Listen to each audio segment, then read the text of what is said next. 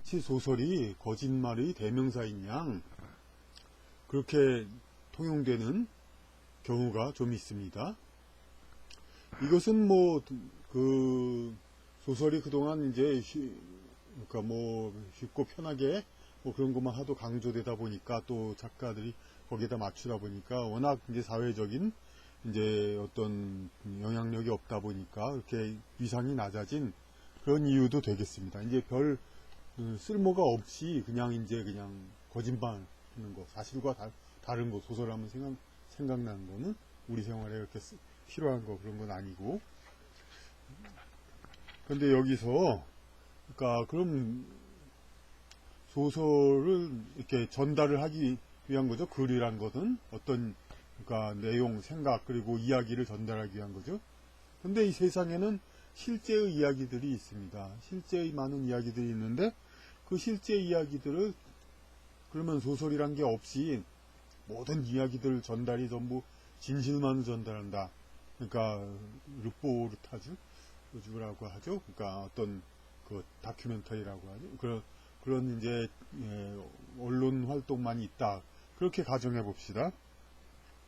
그러면은 아무리 어떤 사건 현장인가 뭔가를 이렇게 봤다 하더라도 그 본 사람이 그걸 적어서 전달합니다. 그러면 전달해서 간접적으로 받은 사람은 그 처음 그걸 감동받은 사람, 사건 현장을 본 사람, 그 사람만큼의 그 감동은 받지 못합니다. 그러니까 전달하면서 손실이 일어난 겁니다. 이것은 우리가 빛이나 소리도 그 멀리 전파하거나 녹화하거나 하면은 본래보다는 손실이 일어나는 것, 그런 거나 마찬가지죠. 그리고 한 사람이 이렇게 사건을 이제 생생히 체험했을 때 그 자신밖에는 알 수가 없습니다. 여러 다른 사람들의 어떤 입장이 어땠는지 이런 것들을 우리는 혼자서는 알 수가 없으니까 그것을 진실만을 전달하다 보면 모든 이야기들이 자기 혼자만의 이야기만 됩니다. 그러니까 이것은 근데 사실 인간은 자기 혼자만의 일을 알게 되죠. 그래서 자기 혼자 말고 다른 사람들의 일도 알고 얘기할 수 있다. 이런 거는 뭔가 좀 우리가 평소 표면의식으로 갖고 있는 생각 그 이상의 존재로부터 나온 거라고 볼 수 있죠. 그러한 상상. 그래서 실제보다 더 그 이야기를 더 만들어내서 여러 사람들의 입장을 다 종합해서 만든 거. 이것이 비록 한 사람의 실제 그 이야기는 아니지만은 그 사건을 전달하는 데 있어 더 여러 각도에서 본 것을 종합하고 그런 것을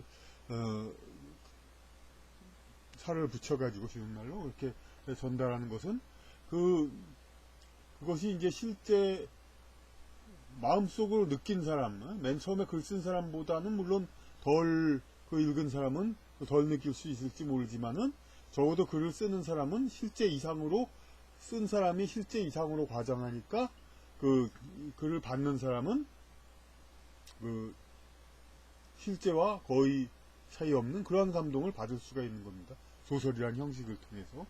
그러니까 우리가 노래라든지 그런 데서도 그렇죠. 연극 대사 그런데 실제보다 과장해서 연기를 하는데 그것은 뭐냐면은 어떤 제한된 그 무대와 제한된 곳에서 실제와 준하는 감동을 보내려고 하니까 그냥 이제 평소의 느낌들을 살살 얘기하는 걸로는 안 되고 뭔가 좀 강렬한 느낌을 주는 말을 할 수밖에 없죠. 기타 그 노래 같은 것도 마찬가지입니다. 그러니까 노래도 진정하게 이제 감동을 주려면은 우리의 보통 그 목소리로 노래하는 것보다는 주성이 아닌 흉성으로 더 울림 소리로 노래를 해야 우리는 더 감동을 주죠. 그러니까 애초에 어떤 뭔가 증폭작용, 감성의 증폭작용이 있어야 받는 사람은 본래 그대로 정도라도 받게 됩니다. 만약 그냥 언론 전달이라면은 본래가 1.0이라면 받는 사람은 0.7, 0.8을 받지만 소설은 본래가 1.0이라도 1.5를 정도 만들어서 보내면은 그 받는 사람은 1.0 가깝게 이렇게 받게 되는 겁니다. 그런데 그런 이야기들을 그럼 어떻게 그렇게 만들어지냐. 그러니까 그것은, 그러니까, 그런 세상의, 사람들의 인생 이야기들은 다 천상에서 각본이 있는 겁니다. 그 각본을 가지고, 지상에서는 그것이 구현이 됩니다. 구현되면서 그런데 여러 가지 다른 사람들과 얽혀 있는 관계들이 있기 때문에 우리가 보면은 한 사람의 어떤 감동적인 생을 살려고 한 사람이 지상에 내려왔는데 천상에서 각본을 짜가지고, 그런데 만나는 사람들은 어떤 지상의 여러 가지 그 환경과 다른 사람들의 인생들도 많이 얽혀있기 때문에 자기만의 그 인생을 어떻게 살기가 어렵죠. 그러니까 가령 한 사람이 30세에 결혼하기로 돼 있고 뭐 그렇게 돼 있는데 그 딱 30세에 그렇게 기로 마찬가지로 30세에 그 사람이 30세 때 딱 만나야 되는 딴 사람의 운명도 그런 사람이 있어야 되는 거 아닙니까? 그러니까 그런데 그게 그 사람의 인생도 있는데 그 배우자로 돼 있는 사람, 그 사람이 딱 30세에 그때 나타나리란 보장이 없는 겁니다. 그러니까 여러 사람의 인생들이 막 지상에는 있기 때문에 그것이 서로 타협하고 그래야 되기 때문에 한 사람의 어떤 진하고 감동적인 자기의 어떤 그 지상에서 뭔가를 과제를 배우고 영적인 성장을 위해서 배우고 그럴 수 있는 이상적인 이야기를 만들어내기가 어렵습니다. 여러 사람들이 그 얽힌 그 다른 운명들도 있기 때문에 물론 실제 사건의 인생에서도 많은 것을 배워갑니다만은 그것이 이제 어떤 옆에서 보는 사람 제3자들이 보는 것처럼 이렇게 그대로 그냥 일사천리로 나아가지는 않죠. 그냥 중간에 휴식 시간이 있고 어떤 지루하게 기다려야 되는 것이 있고, 그런데 그런 것을 한꺼번에 이렇게 주기 위해서 물론 한 사람이 일대기로 이제 요약해서 써놓은 것도 있습니다만은 인생 자서전이나 그런 전기를 그런 것도 결국은 소설의 하나의 초기 단계이고, 결국 소설이란 것은 그렇게 그 한 사람의 그런 일을 그 사람의 어떤 인생의 목적,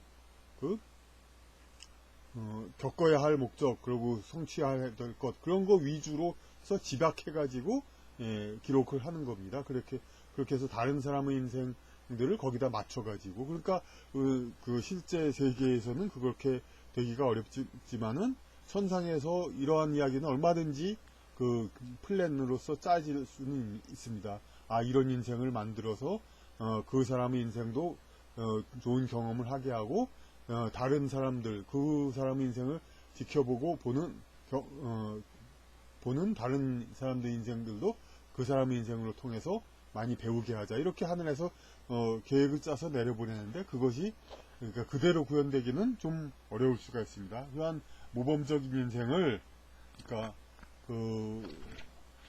그대로 지상에서 구현하기는 상당히 어렵지만은 그럴 경우 하늘은 어떻게 하냐면은 소설가라는 사람을 통해서 그 사람의 하늘에서 플랜, 계획만 짜기만 한 그 인생을 글로 써가지고 전파하라고 합니다.